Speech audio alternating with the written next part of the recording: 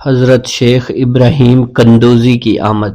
ایک دن حضرت خواجہ معین الدین چشتی حسب معمول درختوں کو پانی دے رہے تھے۔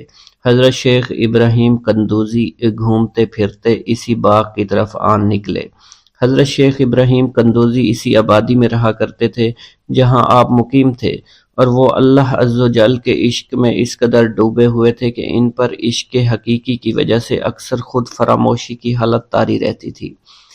آبادی کے بچے اور بوڑھے انہیں مجذوب کہا کرتے تھے اور قدر کی نگاہ سے دیکھا کرتے تھے۔ جس وقت آپ کی نظر حضرت شیخ ابراہیم قندوزی پر پڑی تو سب کام چھوڑ کر آپ ان کی جانب متوجہ ہو گئے۔ آگے بڑھ کر خوش آمدید کہا اور دست مبارک کو بوسہ دیا، پھر نہایت عزت اور احترام کے ساتھ ایک سایہ دار درخت کے نیچے بٹھایا۔ ان دنوں انگوروں کا موسم تھا، کچھ پکے ہوئے خوشے بیلوں سے اتار کر آپ کی خدمت میں پیش کیے اور خود باادب ہو کر دو زانوں بیٹھ گئے۔ حضرت شیخ ابراہیم قندوزی کو حضرت خواجہ معین الدین چشتی کی مہمان نوازی کا انداز بہت پسند آیا۔ آپ کا یہ ادب بہت بھلا محسوس ہوا۔ حضرت شیخ ابراہیم قندوزی پہچان گئے کہ یہ بچہ نہایت ہونہار اور راہ حق کا متلاشی ہے۔ حضرت شیخ ابراہیم قندوزی نے اپنی جیب سے ایک کھلی کا ٹکڑا نکالا، دندان مبارک سے چبا کر خواجہ معین الدین چشتی کے دہنے مبارک میں ڈال دیا۔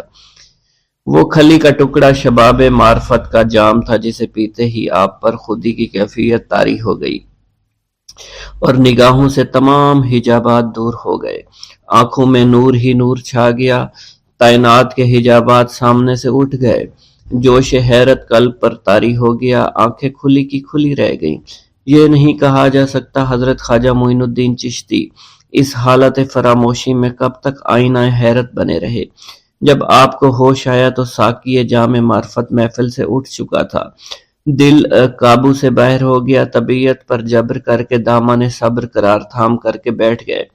عشق میں صبر چونکہ انتہائی دشوار ہوتا ہے، لہٰذا حضرت خواجہ معین الدین چشتی کو بھی قرار نہ رہا، اور جو جلوہ آپ کو حضرت شیخ ابراہیم قندوزی دکھا چکے تھے، اس جلوہ کو دیکھنے کے بعد آپ خود پر ایک دیوانگی کی ایک کیفیت طاری ہو چکی تھی، اور دنیا اور دولت، دنیا سب حقیر اور بے وقعت دکھائی دینے لگی۔ آپ کے قلب میں عشق خداوندی جوش مارنے لگا اور قلب تمام دنیاوی آلائشوں سے پاک ہو گیا اور دنیا سے بے پرواہ ہو چکا تھا۔ جیسے جیسے وقت گزرتا گیا، حضرت خواجہ معین الدین چشتی کی دیوانگی اور وارفتگی بڑھتی چلی گئی۔ آپ نے حضرت شیخ ابراہیم قندوزی کے ہاتھوں جام معرفت پینے کے تیسرے دن ہی اپنی تمام املاک فروخت کر کے اس رقم کو راہ خدا میں خرچ کر دیا اور خود معمولی ساز راہ لیا اور اپنے وطن اور اپنے عزیز و اقارب اور رفقا کی محبت کو خیر باد کہہ کر چل دیے۔ محبوب حقیقی کے سچے عاشقوں کا یہ دستور رہا ہے کہ وہ قرب یار پانے کے لیے سب سے پہلے علوم ظاہری کا زینہ طے کیا کرتے ہیں، پھر عمل کی دشوار گزار منزلوں کو طے کر کے علوم باطنی سیکھتے ہیں، تب کہیں جا کر انہیں جلوہ محبوب دکھائی دیتا ہے۔ خواجہ معین الدین چشتی نے بھی اپنے مطلوب تک رسائی کے لیے یہی راستہ اختیار کیا۔ اس زمانہ میں ترکستان کی سرحد پر واقع سمرقند اور بخارا کے عظیم الشان دارالعلوم عالمگیر شہرت رکھتے تھے۔ مشرق و مغرب کے ہزاروں طلبہ ہر سال علم کی دولت سے مالا مال ہونے کے لیے ان دارالعلوم کا رخ کیا کرتے تھے۔ حضرت خواجہ معین الدین چشتی نے تحصیل علوم و فنون کے لیے سمرقند بخارا کا انتخاب کیا۔ بخارا پہنچ کر آپ علم حاصل کرنے میں مشغول ہو چکے تھے، اگرچہ حضرت خواجہ معین الدین چشتی کی صغیر سنی کی تعلیم کے متعلق کسی سوانح نگار نے قلم کو جنبش نہیں دی کہ والدین نے آپ کو گھر میں ابتدائی تعلیم دی تھی، مگر سادات خراسان کے مقتدر خاندانوں سے تعلق اور عارف و کامل صاحب فضل و کمال باپ کی گود میں پرورش پانے والے حضرت خواجہ معین الدین چشتی بھلا کیوں کر ان پڑھ رہ سکتے تھے۔ حالات و واقعات کے سیاق و سباق میں غور کرنے سے معلوم ہوتا ہے کہ آپ نے اگرچہ زیادہ تعلیم تو نہیں، کم از کم قرآن مجید کی تعلیم اور علوم مروجہ کی ابتدائی کتابیں ضرور پڑھی ہوں گی، اور یہ بات بھی بعد از قیاس نہیں کہ قرآن مجید کے کچھ سپارے بھی حفظ کیے ہوں۔ بہرحال بخارا پہنچنے سے پہلے آپ نوشت خواندند سے واقف ضرور تھے۔ حضرت خواجہ معین الدین چشتی بخارا کے تمام علماء فضلاء کے حلقہ درس میں شریک ہوئے۔ تذکروں اور سوانح عمری کے مطالعہ سے یہ پتہ نہیں چلتا ہے کہ آپ نے کن کن اساتذہ کے سامنے زانوئے تلمند طے کیا، مگر آپ کے اساتذہ میں حضرت مولانا حسام الدین بخاری خصوصیت کے ساتھ قابل ذکر ہیں، جنہوں نے آپ کو دستار فضیلت عطا فرمائی۔ حضرت مولانا حسام الدین بخاری کی دستگاہ سے آپ نے علوم ظاہری کی تکمیل فرمائی۔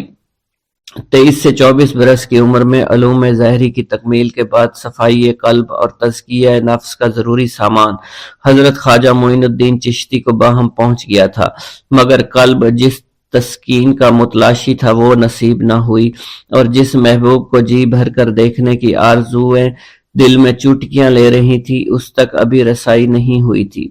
عشق اور مشک چھپائے نہیں چھپتا، عشق کی آگ حضرت خواجہ معین الدین چشتی کے تن اور من کو جلا رہی تھی۔ تعلیم کی ہوا نے اس آگ کے شعلوں کو اور بھی تیز کر دیا، محبت کا ذوق بڑھ رہا تھا، عشق کے جذبات بھڑک رہے تھے۔ بالآخر جب بے قراری جنون کی حد کو پہنچی، آپ جانب عراق روانہ ہوئے۔ قصبہ سبحان پہنچ کر حضرت شیخ نجم الدین کبرا سے ملاقات ہوئی، اور 15 دن آپ نے حضرت شیخ نجم الدین کبرا کے ہاں قیام فرمایا۔ سبحان سے روانہ ہو کر حضرت خواجہ معین الدین چشتی بغداد شریف روانہ ہو گئے۔ ان دنوں حضور سیدنا غوث اعظم قصبہ جبل میں تشریف فرما تھے۔ یہ قصبہ کوہ جودی کے دامن میں آباد تھا، جہاں طوفان نوح کے وقت حضرت نوح کی کشتی آ کر رکی تھی۔ آپ حضور سیدنا غوث اعظم کی صحبت اور زیارت سے مشرف ہوئے۔ اس وقت آپ کی ابتدائی حالت تھی۔ حضور سیدنا غوث اعظم نے آپ کے حق میں دعائے خیر فرمائی۔ اس وقت آپ کی ابتدائی حالت تھی۔ حضور سیدنا غوث اعظم نے آپ کے حق میں دعا فرمائی۔ انہوں نے بشارت دی کہ آپ مقتدائے روزگار ہوں گے۔ خلق اللہ آپ سے فیض یاب ہو گئی۔ آپ نے حضور سیدنا غوث اعظم کے پاس کچھ عرصہ قیام کیا اور واپس تشریف لے گئے۔ ایک گاؤں کے بارے میں کہا جاتا تھا کہ جہاں قدرت کی بے پناہ نعمتیں تھیں، اللہ پاک نے وہاں کے لوگوں کو مالا مال کیا ہوا تھا۔ ایسی نعمتیں کہ جن نعمتوں کو دیکھ کر انسان اکثر مغرور ہو جایا کرتے ہیں، مگر وہاں پر کچھ مسلمان تھے، اور سب سے بڑی اور بری بات یہ تھی کہ وہاں کے تمام لوگ کافر تھے۔ وہ کفار اپنی دولت پر بہت فخر کیا کرتے تھے، کیونکہ ان میں ہر ایک انسان بہت دولت مند تھا۔ ہر ایک کے پاس بے بہا پیسے تھے، کسی کو پیسوں کی کمی نہیں تھی۔ وہاں کے سردار کی ایک اکلوتی بیٹی تھی جس کو سردار بے پناہ پیار کرتا تھا۔ اس سردار کی بیٹی بے پناہ مغرور، ظالم، گھمنڈی تھی۔ وہاں پر غریب لوگ صرف مسلمان ہی تھے، تمام کافر ایک دوسرے کی مدد کیا کرتے تھے، لیکن مسلمانوں کی مدد کرنے والا وہاں پر کوئی نہ تھا۔ وہاں پر انہیں کوئی دیکھنے والا نہ تھا۔ سردار کی بیٹی کو کالے جادو میں خوب مہارت حاصل تھی، اور وہ جادو کی وجہ سے وہاں پر رہنے والے غریبوں پر بہت ظلم کیا کرتی تھی۔ تمام مسلمان اس سے بے حد پریشان تھے، اور وہ لوگوں کو غلام بناتی اور مزدور بناتی تھی۔ اگر ان میں کوئی اس کی بات نہ مانتا تو اس کو قیدی بنا کر اپنے اشاروں پر نچایا کرتی تھی۔ اس بستی میں چونکہ اکا دکا مسلمان تھے جن کا کوئی پرسان حال نہیں تھا، کوئی بھی ان کو بچانے والا نہیں تھا۔ جب وہ سردار کی بیٹی کے ظلم حد سے بڑھ گئے تو مسلمانوں میں سے ایک بوڑھے شخص نے اللہ کے حضور گڑ گڑا کر دعائیں کی، اے اللہ، ہمارے چند نسلیں جو یہاں پر بچی ہوئی ہیں، ان نسلوں کو تو بچا لے۔ یہ سردار کی بیٹی جس نے ہمارا جینا دشوار کر رکھا ہے، یہاں کوئی بھی انسان ہمارا حال نہیں پوچھتا، اور نہ ہی ہمارے پاس مال و دولت ہے، اور نہ ہی ہمارے پاس جسمانی طاقت بچی ہے۔ یا اللہ، ہمارے لیے کوئی ایسا بندہ بھیج جو نہ صرف طاقتور ہو بلکہ اس جادوگرنی یعنی سردار کی بیٹی کو بھی ہرا سکے۔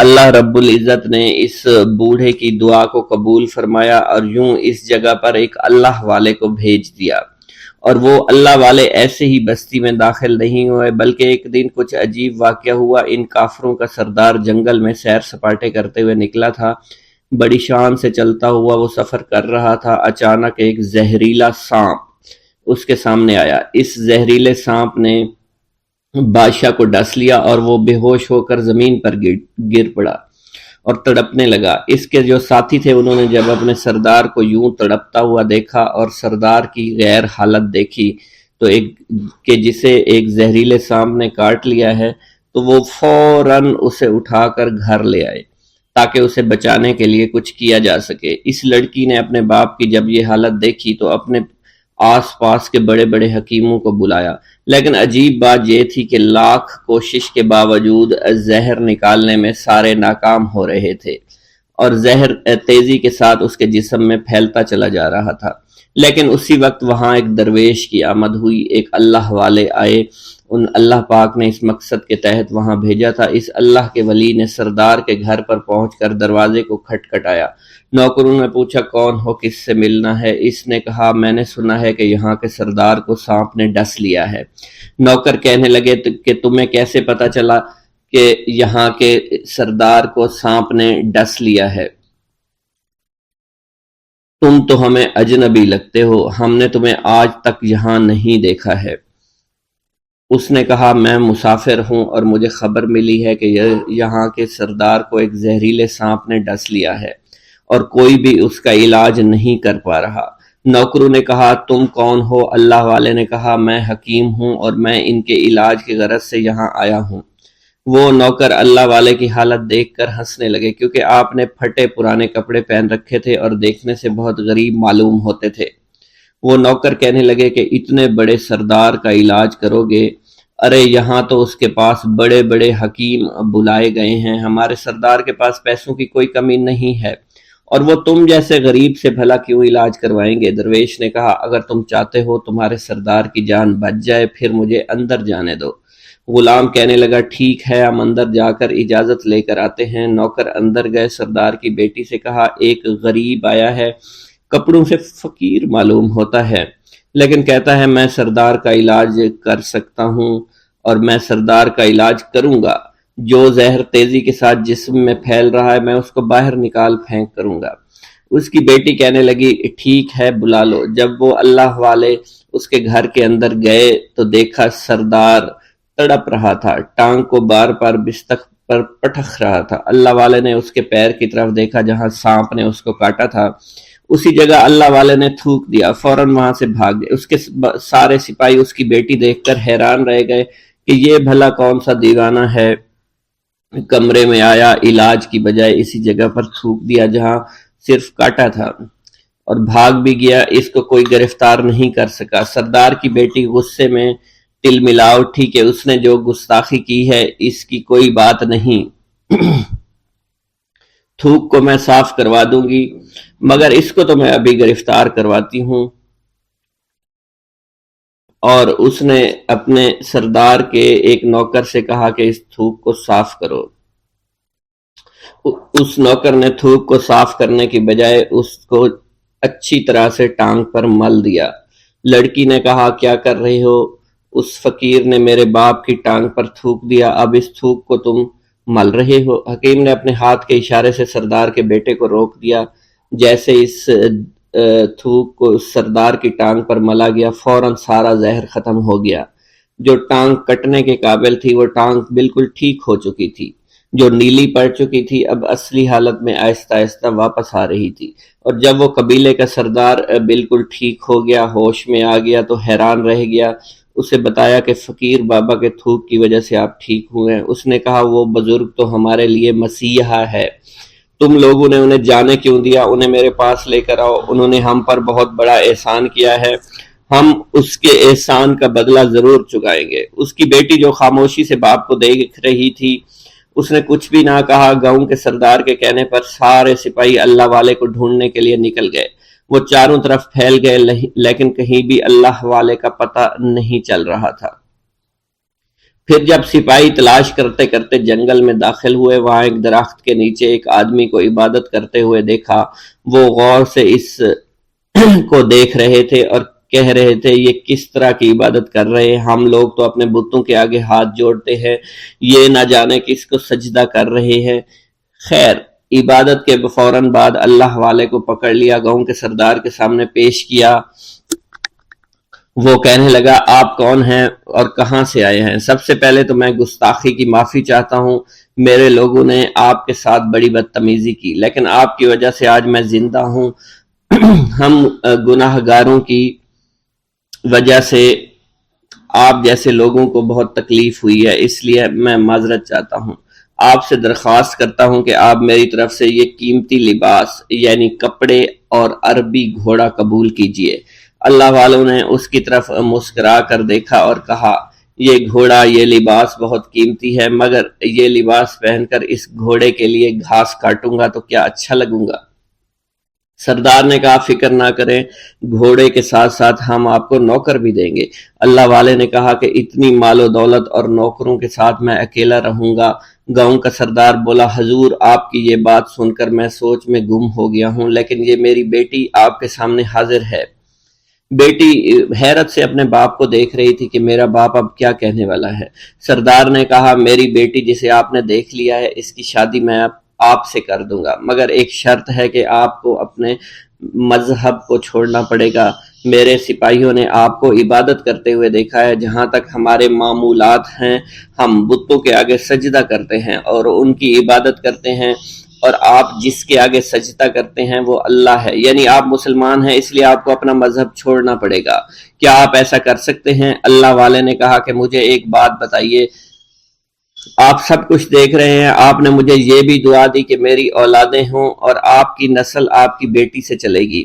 مجھے ایک بات بتائیں، اگر ان بچوں میں سے کسی بچے کو خدا نہ خواستہ کچھ ہو گیا تو کس کو رونا پڑے گا؟ سردار نے جواب دیا، اگر خدا نہ خواستہ کچھ ایسا ہوا تو رونا مجھ کو ہی پڑے گا۔ اللہ والا نے مسکرا کر کہا، اگر یہ سارا مال لے کر مجھے رونا ہی پڑا تو آپ اپنا گھوڑا، اپنی دولت، اپنی بیٹی، ہر چیز اپنے پاس رکھ لو۔ میں خوش ہوں، میں مسلمان ہوں، میں ٹھیک ہوں۔ اگر یہ تمام چیزیں لے کر مجھے اپنا محلہ چھوڑنا پڑے تو میں اپنی جان دے کر بھی اپنے مذہب کو نہیں چھوڑوں گا۔ جس طرح آپ نے مجھے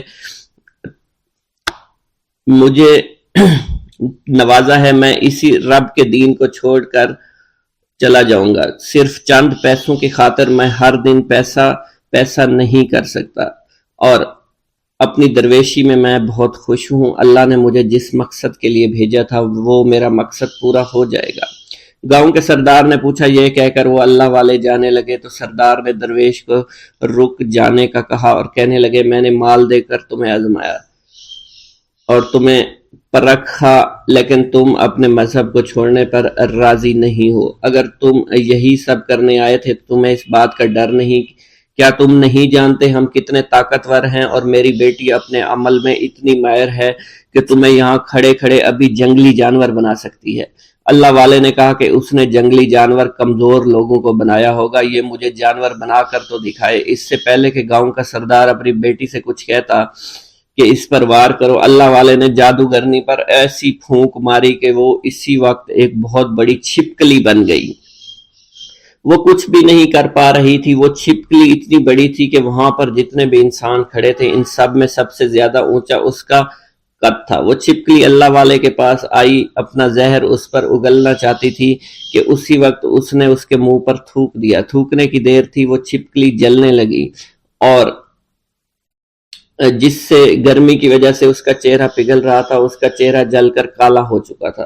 وہ مرنے والی تھی کہ سردار دوڑتا ہوا قدموں میں آ کر گر پڑا اور معافی مانگنے لگا اور کہنے لگا، حضور اس گستاخی کے لیے میں معذرت خواہ ہوں، آپ مجھے معاف کر دو، میں نے سچ میں آپ کو بہت کمزور سمجھا تھا، آپ کو آپ کا مذہب سے ہٹانا چاہا تھا۔ اگر میری بیٹی ٹھیک ہو جائے تو میں سچ کہتا ہوں یہاں پر جتنے لوگ ہیں ہم پوری کی پوری بستی مسلمان ہو جائیں گے۔ اللہ والے نے کہا کہ ہم تمہیں اپنے دین میں شامل کرنے کے لیے یہ سب نہیں کر رہے، بلکہ تم لوگ مسلمان بھائیوں پر جو ظلم کرتے ہو وہ ظلم کو ختم کرنے کے لیے ہم یہاں آئے ہیں۔ ہمارے دین میں جبر اور ظلم نہیں۔ اگر تمہارے بیٹی سے انسان بن کر سدھر جاتی ہے تو اس کو اس کی اصلی حالت میں لانے کے لیے میں خود کو اللہ کی بارگاہ میں پیش کروں گا اور دعا کروں گا۔ سردار کہنے لگا کہ ہاں ہاں میری بیٹی اصلی حالت میں اگر آ جائے تو پھر ہم کسی پر ظلم و ستم نہیں کریں گے، اور میں دل سے اپنی بیٹی کے لیے معافی چاہتا ہوں۔ آج سے یہ کوئی بھی جادو ٹونا اور مسلمانوں کو تنگ نہیں کرے گی، اور نہ ہی کسی مسلمان پر یہ ظلم اور جبر کرے گی۔ بس آپ اسے دوبارہ سے انسان بنا دے۔ اللہ والا نے چھپکلی پر دوبارہ سے پھونک ماری تو پھر سے انسان بن گئی، اور اللہ والے کے قدموں سے وہ لپٹ گئی، کہنے لگی مجھے معاف کر دیجئے، مجھے معاف کر دیجئے، میں نے اپنے آپ کو بہت طاقتور سمجھا۔ اس لڑکی کا آدھا چہرہ جل چکا تھا اور کالا ہو چکا تھا۔ وہ کہنے لگی کہ آج اپنے باپ کے ساتھ میں آپ کے دست مبارک پر مسلمان ہونا چاہتی ہوں۔ میں وعدہ کرتی ہوں کہ آج سے اس بستی پر کوئی بھی کافر کسی مسلمان کے ساتھ بدتمیزی نہیں کرے گا، زیادتی نہیں کرے گا، ظلم اور جبر نہیں کرے گا، بلکہ ہم سب یہاں مل جل کر رہیں گے اور بھائی چارے کے ساتھ رہیں گے۔ ہم سب مسلمان ہو جائیں گے، اور پھر یوں اللہ والے کے ہاتھوں پوری بستی کا سردار اور اس کی بیٹی نے اسلام قبول کر لیا، اور سردار نے اللہ والے سے اپنی بیٹی کا نکاح کر دیا، اور پھر اس بستی میں ہمیشہ کے لیے امن و امان قائم ہو گیا۔ بھوک اللہ کے خزانوں میں سے ایک خزانہ ہے۔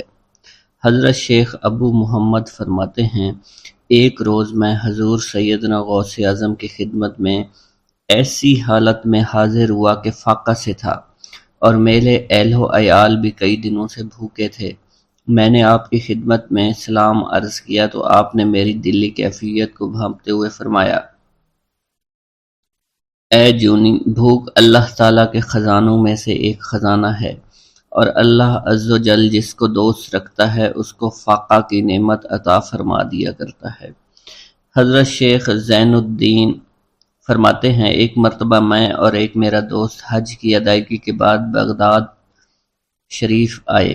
بغداد شریف میں ہم کسی کو جانتے نہیں تھے، اور ہمارے پاس صرف ایک قبضہ کمان تھی جسے فروخت کر کے ہم نے کچھ چاول خریدے اور انہیں پکایا۔ ہم ان چاولوں سے سیر نہ ہو سکے اور نہ ہی ہمیں کوئی لطف محسوس ہوا۔ بعد ازاں ہم حضور سیدنا غوث اعظم کی محفل میں حاضر ہوئے تو آپ کچھ کلام فرما رہے تھے۔ ہمیں دیکھتے ہی آپ نے اپنا کلام قطع کر لیا اور فرمانے لگے، حجاز مقدس سے کچھ مہمان آئے اور ان کے پاس قبضہ کمان کے سوا کچھ نہ تھا، جسے انہوں نے فروخت کر کے چاول خریدے اور انہیں پکا کر کھایا، لیکن نہ ہی وہ سیر ہوئے اور نہ ہی لطف اندوز۔ حضرت شیخ زین الدین ابو الحسن علی بن ابو طاہر ابراہیم انصاری فرماتے ہیں، ہم نے جب حضور سیدنا غوث اعظم کا یہ کلام سنا تو ہم نہایت حیران ہوئے۔ محفل کے اختتام پر آپ نے دسترخوان بچھوایا۔ میں نے آہستگی سے اپنے دوست سے اس کی پسندیدہ چیز کے متعلق پوچھا تو اس نے کہا، حلوہ کھانا چاہتا ہے، اور میرے دل میں اس وقت شہد کی خواہش پیدا ہوئی۔ ابھی یہ سب کچھ ہمارے دلوں میں ہی تھا کہ حضور سیدنا غوث اعظم نے اپنے خادمین کو حکم دیا، جاؤ حلوہ شہد لے آؤ۔ خادمین نے حکم کی تعمیل کی اور حلوہ اور شہد ہمارے سامنے لا کر رکھ دیا۔ آپ کا اس طرح ہمارے دلوں کی بات پر مطلع ہونے سے ہم حیران رہ گئے۔ حضرت ابو حفص عمر بن صالح بغدادی ایک مرتبہ اپنی اونٹنی کو ہانکتے ہوئے حضور سیدنا غوث اعظم کی خدمت میں حاضر ہوئے۔ عرض کرنے لگے، حضور، میں حج کے لیے بیت اللہ شریف جانا چاہتا ہوں، مگر میری یہ اونٹنی میرا ساتھ دینے کے قابل نہیں ہے، اور فی الحال میرے پاس کوئی دوسری سواری بھی نہیں ہے۔ آپ نے اس اونٹنی کی پشت پر ہاتھ پھیرا۔ اس کے بعد حضرت ابو حفص عمر بن صالح بغدادی نے اس اونٹنی کو ایڑی لگائی تو وہ اونٹنی بیت اللہ شریف تک بھاگتی ہی چلی گئی، اور کوئی دوسری سواری اس کے قریب نہیں پہنچ سکی۔ حضرت ابو حامد فرماتے ہیں، میں ایک مرتبہ بغداد شریف میں حضور سیدنا غوث اعظم کی خدمت میں حاضر ہوا اور اپنا مصلی آپ کے نزدیک بچھا کر بیٹھ گیا۔ آپ نے مجھ سے فرمایا اے حامد تم عنقریب بادشاہوں کے دسترخوان پر بیٹھو گے۔ چنانچہ جب میں ہران واپس پہنچا تو سلطان نور الدین زنگی نے مجھے اپنے پاس رہنے پر مجبور کر دیا اور مجھے اپنا مصاحب خاص مقرر کر دیا اور ناظم اوقاف مقرر فرمایا۔ حضرت شیخ ابو المظفر اسماعیل سے منقول ہے کہ ایک مرتبہ حضرت شیخ الہیتی بیمار ہو گئے۔ حضور سیدنا غوث اعظم ان کی عیادت کے لیے تشریف لائے۔ آپ نے ان کے نزدیک کھجور کے 2 درخت دیکھے جو 4 سال سے خشک تھے اور ان پر پھل نہیں آتا تھا۔ آپ نے ان درختوں کے نیچے بیٹھ کر وضو کیا اور 2 رکعت نماز ادا فرمائی۔ کچھ دن گزرنے کے بعد ان درختوں پر پھل لگ گئے اور وہ دوبارہ سے سرسبز و شاداب ہو گئے۔ جھولی کو میری بھر دو ورنہ کہے گی دنیا، ایسے سخی کا منگتا پھرتا ہے مارا مارا۔ مولانا عبد الرحمن جامی فرماتے ہیں حضور سیدنا غوث اعظم کا ایک مرید آپ کے ہمراہ مسجد کی جانب جا رہا تھا۔ جمعہ کا دن تھا۔ اس دن کسی بھی شخص نے آپ کو دیکھ کر نہ سلام کیا نہ ہی کچھ توجہ فرمائی۔ اس مرید کے دل میں خیال آیا کہ پہلے تو آپ جمعہ کی نماز کی ادائیگی کے لیے بڑی مشکل سے لوگوں کے ہجوم میں سے ہوتے ہوئے مسجد کی جانب تشریف لے جایا کرتے تھے، اور آج کوئی شخص بھی آپ کو سلام نہیں کر رہا ہے اور نہ آپ کے نزدیک آ رہا ہے۔ مولانا عبد الرحمن جامی فرماتے ہیں ابھی یہ خیال اس مرید کے دل میں ہی تھا کہ حضور سیدنا غوث اعظم نے مسکرا کر اس مرید کو دیکھا، پھر لوگوں کا ایک جمع غفیر اکٹھا ہو گیا اور ہر کوئی آپ سے سلام کرنے کا خواہش مند تھا، یہاں تک کہ اس مرید اور آپ کے درمیان ہجوم حائل ہو گیا۔ اس مرید کے دل میں یہ خیال آیا کہ یہ پہلا حال اچھا تھا جب میں اور آپ تنہا تھے۔ مولانا عبد الرحمن جامی فرماتے ہیں حضور سیدنا غوث اعظم شیخ عبد القادر جیلانی نے ایک مرتبہ پھر اس مرید کی دلی کیفیت کو بھانپتے ہوئے فرمایا تمہیں معلوم نہیں لوگوں کے دل میری مٹھی میں ہیں، میں انہیں چاہوں تو پھیر دوں، چاہوں تو اپنی جانب متوجہ کر لوں۔ ایک مرتبہ ایک عورت حضور سیدنا غوث اعظم کی خدمت میں بیٹے کو لے کر حاضر ہوئی۔ عرض کیا میرے اس بیٹے کو آپ سے دلی لگاؤ ہے، آپ اسے اپنی غلامی میں قبول فرما لیں، میں اللہ عز و جل اور آپ کی خاطر اپنے بیٹے پر اپنے حق کو معاف کرتی ہوں۔ آپ نے اس لڑکے کو قبول فرما لیا۔ چند روز بعد وہ عورت اپنے بیٹے سے ملنے کے لیے آئی تو وہ لڑکا آپ کے حکم سے مجاہدات میں مشغول تھا اور بے حد کمزور اور لاغر ہو چکا تھا۔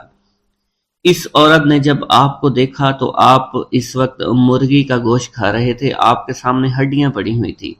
اس عورت نے آپ سے کہا کہ آپ خود تو مرغی کھاتے ہیں جبکہ میرا بیٹا سخت مجاہدات میں مشغول ہے۔ آپ نے اس عورت کی بات سننے کے بعد ہڈیوں کی جانب اشارہ کیا اور حکم دیا اللہ عز و جل کے حکم سے زندہ ہو جاؤ۔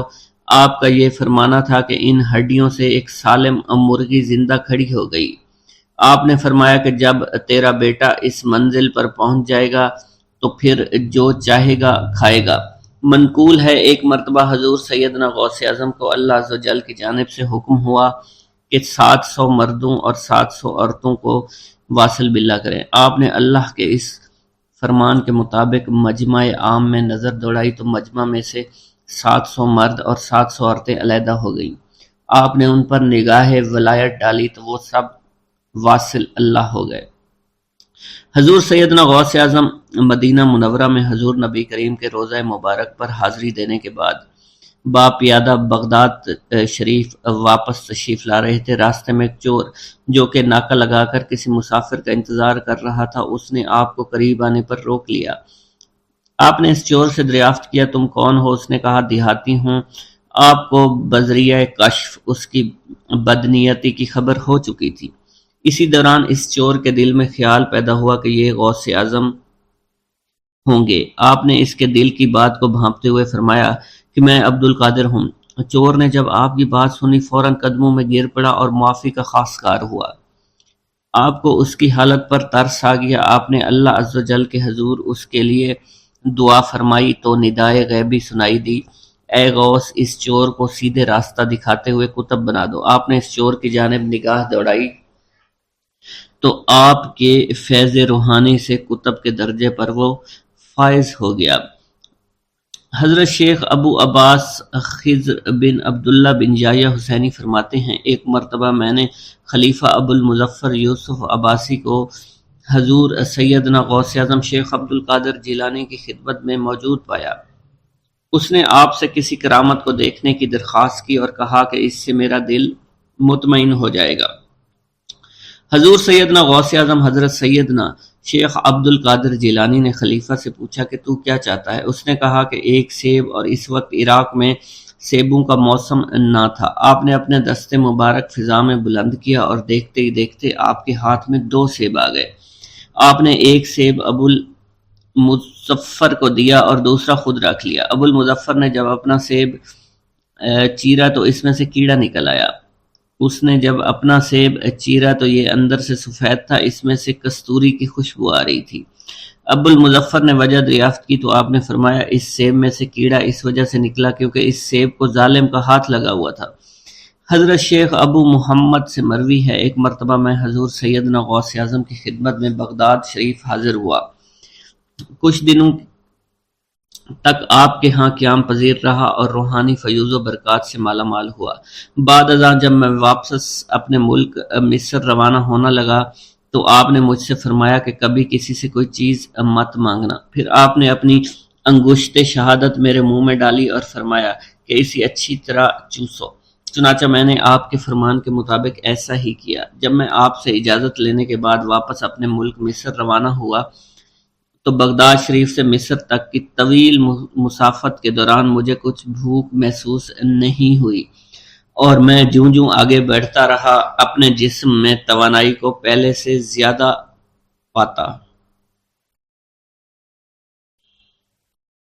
میرا یہ قدم تمام اولیاء کرام کی گردن پر ہے۔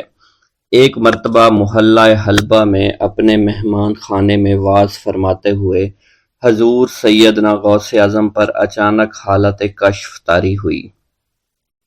آپ رحمت اللہ علیہ نے فرمایا، میرا یہ قدم ہر ولی اللہ کی گردن پر ہے۔ یہ ارشاد سن کر تمام اولیاء اللہ نے اپنی گردنیں جھکا دیں۔ صلحائے امت نے اس کی توضیح فرمائی ہے کہ آپ رحمت اللہ علیہ کے عہد مبارک اور بعد میں قیامت تک آپ کی عطا کے بغیر ولی اللہ ولایت کے درجے پر فائز نہیں ہو سکتا۔ سلطان الہند حضرت خواجہ معین الدین چشتی المعروف خواجہ غریب نواز اس وقت خراسان کے پہاڑوں پر مجاہدات میں مشغول تھے۔ انہوں نے بھی حضور سیدنا غوث اعظم کا ارشاد گرامی سن کر اپنی گردن جھکا دی اور یوں عرض گزار ہوئے، آپ کے قدمین شریفین میرے سر اور میرے آنکھوں پر ہیں۔ حضور سیدنا غوث اعظم فرماتے ہیں کہ میں 10 برس کی عمر میں اپنے شہر کے مکتب میں حصول علم کے لیے جایا کرتا تھا۔ اس وقت میرے ساتھ ملائکہ بھی ہوتے تھے جو میرے آگے پیچھے میری حفاظت کے لیے چلتے تھے۔ جب میں مدرسہ پہنچتا تو یہ منادی کرتے تھے، اللہ کے ولی کے لیے جگہ خالی کر دو۔ چنانچہ وہ میرے لیے جگہ خالی کر دیتے تھے۔ ایک مرتبہ میں نے ایک ایسے شخص کو دیکھا جس نے فرشتوں کی آواز سن کر کہا، جس میں کوئی مزاحمت نہ ہوگی، کہ یہ ایک نہایت معزز گھرانے کا فرد ہے اور عن قریب اس کو وہ عظمت حاصل ہوگی جس میں کوئی مزاحمت نہ ہوگی، اور اس کو ایسا قرب نصیب ہوگا کہ اس کو کوئی فریب نہ دے سکے گا۔ پھر 40 برس بعد میں نے اس شخص کو پہچانا، وہ شخص ابدالوں میں سے تھا۔ حضرت شیخ ابو سعود احمد بن بکر حریمی سے مروی ہے کہ حضور سیدنا غوث اعظم نے فرمایا کہ میں 55 سال تک تنہا عراق کے بیابانوں میں پھرتا رہا، میں لوگوں کو نہ جانتا، لوگ مجھے نہ جانتے۔ اسی دوران میرے پاس رجال الغیب اور جنات تشریف لاتے جنہیں میں طریقت اور اصول کی تعلیم دیتا تھا۔ ابتدا میں جب میں عراق میں داخل ہوا تو حضرت خضر میرے ہم سفر بنے اور بعد میں اس وقت ان کو پہچانتا نہ تھا، اور اس کے ساتھ میرا معاہدہ ہوا کہ میں ان کے کسی حکم کی خلاف ورزی نہیں کروں گا۔ ایک مرتبہ انہوں نے مجھے ایک جگہ بیٹھنے کا حکم دیا اور میں اس جگہ 3 سال تک بیٹھا رہا۔ سال میں ایک مرتبہ حضرت خضر میرے پاس تشریف لاتے، فرماتے کہ یہی تیرا مقام ہے جہاں تجھے پہنچایا گیا ہے۔ اس عرصہ کے دوران تمام نفسانی خواہشات مجھ پر انسانی شکل میں وارد ہوئیں، لیکن اللہ عز و جل نے مجھے ہر موقع پر استقامت عطا فرمائی اور مجھے ان خرافات سے بچائے رکھا۔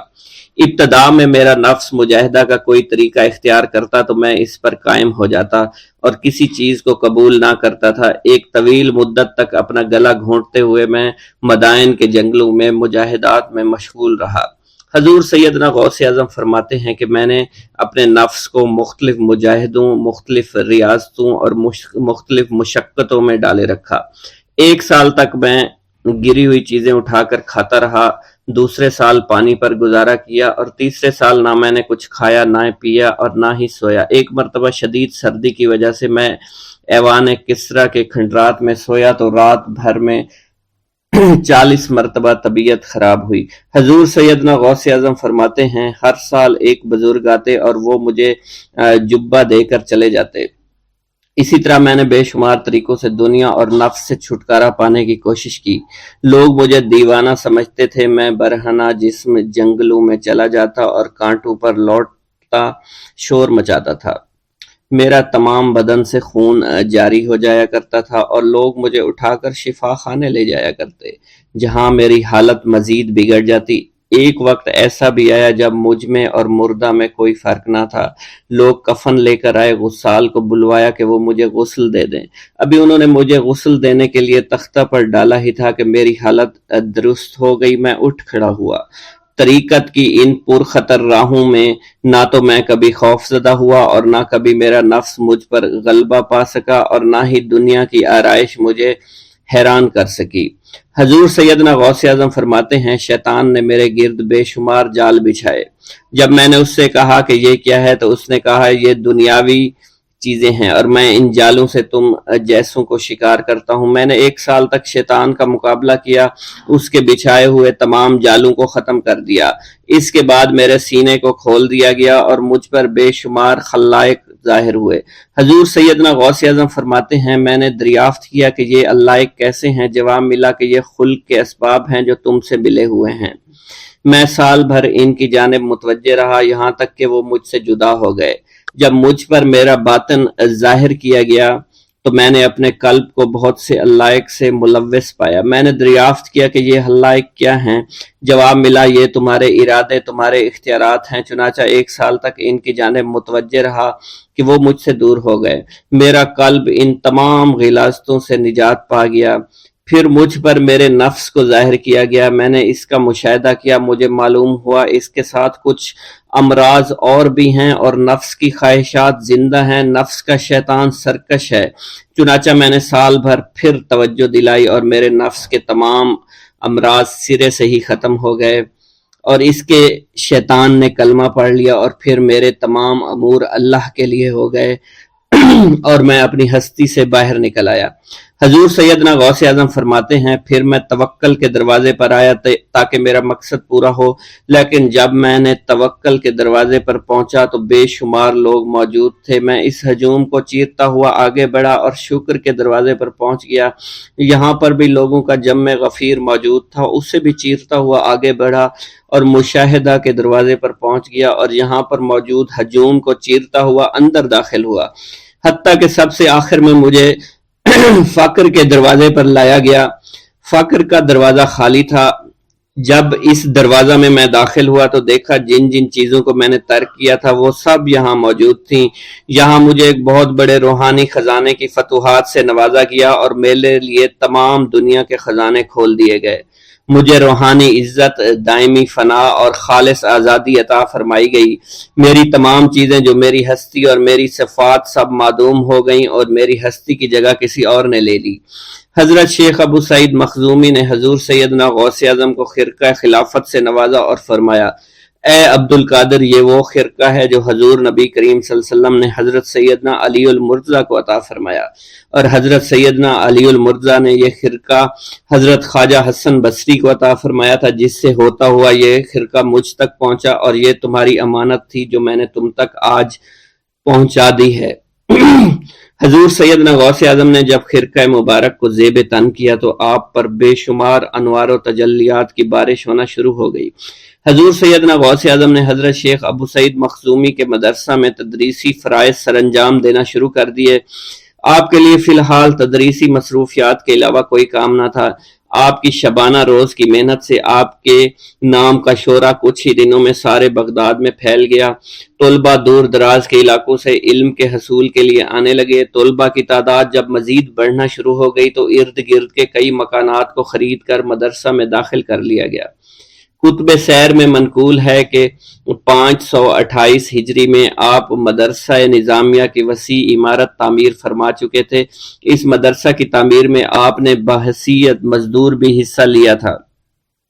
حضرت شیخ ابو الخشاب سے مروی ہے کہ میں جوانی میں جب علم نحو پڑھ رہا تھا تو لوگوں نے مجھے حضور سیدنا غوث اعظم کے پاس جانے کا مشورہ دیا، اور اس کی وجہ سے مجھے بھی اشتیاق ہوا کہ میں آپ کا واز سنوں۔ ایک مرتبہ کچھ لوگوں کے ہمراہ آپ کی مجلس میں دوستوں کے ہمراہ حاضر ہوا۔ آپ نے میری جانب توجہ کرتے ہوئے فرمایا، ہماری صحبت اختیار کر لو۔ چنانچہ میں نے آپ کے فرمان کے مطابق آپ کی صحبت کو اختیار کر لیا۔ آپ نے مجھے علم نحو کے علاوہ علوم عقلیہ اور تقلد حاصل کیے جس سے مجھے کوئی واقفیت پہلے نہیں تھی۔ 1 سال کے عرصہ میں آپ کی نظر کرم سے میں نے وہ علوم حاصل کر لیے جو گزشتہ اتنی عمر گزارنے کے باوجود بھی مجھے حاصل نہیں ہوئے تھے۔ منقول ہے حضرت شیخ بقا بن بطو، شیخ علی بن ہیتی اور شیخ کیلوی جب حضور سیدنا غوث اعظم کے مدرسہ میں آتے تو جھاڑو دیا کرتے تھے اور چھڑکاؤ کرتے تھے، لیکن آپ کی اجازت کے بغیر کبھی اندر داخل نہ ہوتے تھے۔ اجازت ملنے کے بعد آپ حضرات اندر داخل ہوتے اور اجازت ملنے پر ہی بیٹھتے تھے۔ آپ سے امان طلب کرتے اور امان مل جانے کے بعد مؤدب ہو کر بیٹھ جاتے۔ جس وقت آپ کہیں جانے کا ارادہ کرتے تو یہ حضرات سواری کے ہمراہ چلتے۔ آپ انہیں اس فعل سے منع فرمایا کرتے تھے اور کہتے تھے کہ ہمیں آپ کے ذریعے قرب الہی حاصل ہوا ہے۔ حضرت شیخ محمد قائل الادنیٰ سے مروی ہے کہ ایک مرتبہ حضور سیدنا غوث اعظم سے دریافت کیا گیا کہ آپ کی بزرگی اور عظمت کا راز کیا ہے۔ آپ نے فرمایا کہ میں کبھی جھوٹ نہیں بولتا اور کبھی کسی سے کذب بیانی نہیں کرتا۔ بسم اللہ الرحمن الرحیم۔ حضور سیدنا غوث اعظم کی پرورش نہایت ہی بابرکت ماحول میں ہوئی۔ آپ نے ابتدا میں گوشہ نشینی اختیار کی اور خود کو دنیاوی غلاظتوں سے پاک رکھا۔ آپ نے 51 برس کی عمر میں شادی کی۔ جب آپ سے اس کے بارے میں دریافت کیا گیا تو آپ نے فرمایا، جب مجھے حضور نبی کریم صلی اللہ علیہ وسلم نے نکاح کی اجازت دی تو میں نے نکاح کر لیا۔ حضور سیدنا غوث اعظم رحمۃ اللہ علیہ نے اپنی ذات کو اللہ عز و جل کی خوشنودی کے لیے وقف کر رکھا تھا۔ آپ کی راتیں جاگ کر گزرتی تھی اور ساری رات آپ مراقبہ اور مشاہدہ میں گم رہتے تھے۔ آپ کی عادت مبارکہ تھی کہ آپ سجدہ کو دراز کرتے تھے اور بیٹھ کر مراقبہ فرماتے تھے۔ اسی دوران آپ کا جسم مبارک نورانی شعاؤں کے زیر اثر ہوتا تھا اور کئی مرتبہ آپ ان نورانی شعاؤں میں غائب ہو جایا کرتے تھے۔ حضور شیخ ابو عبداللہ بن حسنین بن ابی فضل فرماتے ہیں کہ سیدنا غوث اعظم کے بعض دہقانی مریدین ہر سال آپ کے لیے گیہوں بوتے تھے اور جائز طریقہ سے اسے پالتے تھے۔ پھر آپ کے بعض مریدین اسے پیستے، آپ کے لیے ہر روز 4 یا 5 روٹیاں پکاتے اور شام کو آپ کے پاس روٹیاں لے کر آتے تھے۔ آپ حاضرین میں ایک ایک ٹکڑا تقسیم کر دیتے اور جو بچ جاتا وہ اپنے لیے رکھ لیتے تھے۔ حضرت شیخ خضر حسینی سے منقول ہے کہ حضور سیدنا غوث اعظم نے ایک شکستہ دل فقیر کو دیکھا۔ آپ نے اس سے اس کی کیفیت کے متعلق دریافت کیا تو اس نے کہا کہ میں آج دریا کے کنارے گیا اور ملاح سے کہا کہ وہ مجھے دریا کے پار لے جائے۔ اس نے انکار کر دیا۔ میں اپنے اس افلاس کے سبب پریشان اور شکستہ دل ہوں۔ ابھی اس فقیر کا کلام جاری تھا کہ ایک شخص آپ کی خدمت میں حاضر ہوا اور 30 دینار آپ کی خدمت میں پیش کر دیے۔ آپ نے وہ دینار اس فقیر کو دے دیے اور فرمایا کہ اس ملاح سے کہنا کہ کسی فقیر کا سوال رد مت کیا کرے۔ حضرت شیخ معمر کا بیان ہے کہ میں نے حضور سیدنا غوث اعظم سے زیادہ کسی کو درگزر فرمانے والا نہیں دیکھا۔ آپ کی عطا کا یہ عالم تھا کہ ایک محفل میں 400 لوگوں کو ولایت کے مقام اعلیٰ تک پہنچا دیا کرتے تھے۔ بھوکوں کو کھانا کھلانا اور بیواؤں کی حاجت روائی کرنا آپ کا معمول تھا۔ جب کسی بیمار کے متعلق سنتے فوراً اس کی عیادت کے لیے تشریف لے جایا کرتے۔ فقراء کو آپ کے در سے بغیر سوال کیے عطا ہو جایا کرتا۔ حضور سیدنا غوث اعظم نے فرمایا کہ مخلوق سے کنارہ کشی سے قبل علم حاصل کرو، کیونکہ جو شخص علم کے بغیر عبادت کرتا ہے وہ اصلاح سے زیادہ فساد میں مبتلا ہو جاتا ہے۔ تمہیں چاہیے کہ شمع شریعت اپنے ہمراہ لے کر علم کی روشنی میں عمل کرو، پھر اللہ تعالیٰ تمہیں علم لدنی کا وارث بنا دے گا جس سے تم ناواقف ہو۔ تمہیں چاہیے کہ تمام اسباب و ذرائع سے تعلق منقطع کر کے رشتہ داروں اور احباب سے جدائی اختیار کر لو، تاکہ تم اپنے زہد کی وجہ سے اپنے قوت باطنی اور اپنے حسن ادب کا مشاہدہ کر سکو۔ خدا کے علاوہ تمام عالم اسباب سے اس خوف سے منقطع ہو جاؤ تاکہ تمہاری شمع معرفت نہ بجھ جائے، اور جب تم 40 دن ایک چلہ اپنے رب کے لیے مخصوص کر دو گے تو تمہارے قلب سے حکمت کے چشمے جاری ہو جایا کریں گے اور تم معرفت الہی کی تپش کا مشاہدہ کرنے لگو گے، جس کو حضرت موسیٰ علیہ السلام نے اپنے شجر قلب پر محسوس کیا تھا۔ اس کیفیت کے بعد تم اپنے نفس و خواہش، اپنے شیطان، اپنی طبیعت اور اپنے وجود سے کہو گے کہ ٹھہر جا، میں نے اس آگ کا مشاہدہ کر لیا ہے جو قلب موسیٰ علیہ السلام سے روشن ہوئی تھی۔ اس کے بعد تمہارے قلب میں باطن سے یہ آواز آنے لگی کہ میں ہی تمہارا رب ہوں، میری ہی عبادت کرو، میرے غیر کی اطاعت سے گریزاں ہو جاؤ، میرے سوا کسی سے تعلق مت رکھو، میری معرفت حاصل کر کے میرے غیر کو فراموش کر دو، غیر سے اعراض کر کے صرف میرے علم، میرے قرب، میرے ملک اور میری سلطنت کی جانب متوجہ رہو۔ جب تمہیں بقائے الہی حاصل ہو جائے تو تمہاری زبان پر اللہ تعالیٰ کا نام جاری ہو جائے گا اور تمہارے حجابات رفع ہو کر قلب سے کدورت زائل ہو جائے گی اور نفس کو مکمل سکون حاصل ہوگا۔ پھر جب اس کے الطاف غالب آ جائیں تو تمہیں خطاب کیا جائے گا، اے قلب فرعون، نفس کی طرف توجہ کر اور ان کو راہ ہدایت پر چلا، میری جانب آ جا اور ان سے کہہ دے کہ میرا ہی اتباع کریں، پھر انہیں رشد کے راستے پر ہدایت کر کے ان سے تعلق قائم کر، اس کے بعد پھر قطع تعلق کر کے دوبارہ استوار ہو کر آ جا اور اسی طرف استوار ہو کر دیکھتا رہے۔ حضرت شیخ معمر سے منقول ہے، فرماتے ہیں ایک مرتبہ میں حضور سیدنا غوث اعظم کی خدمت میں حاضر تھا۔ آپ بیٹھے کچھ لکھ رہے تھے، اسی دوران چھت سے 3 مرتبہ مٹی گری۔ چوتھی مرتبہ ایسا ہوا تو آپ نے جلال میں آ کر اس جگہ دیکھا جہاں سے مٹی گر رہی تھی۔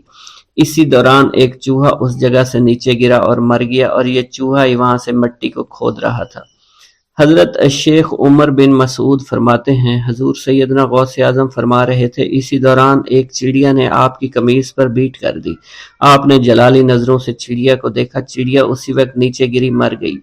آپ نے وضو سے فارغ ہونے کے بعد قمیص کے اس حصے کو دھویا، پھر اپنی قمیص مبارک اتار کر مجھے دی اور فرمایا اس کو فروخت کر کے اس کی رقم کو خیرات کر دو، یہ اسی کا بدلہ ہے۔ منقول ہے حضور سیدنا غوث اعظم کے زمانہ میں ایک بہت ہی گناہ گار شخص تھا، لیکن اس کے دل میں آپ سے بے پناہ محبت تھی۔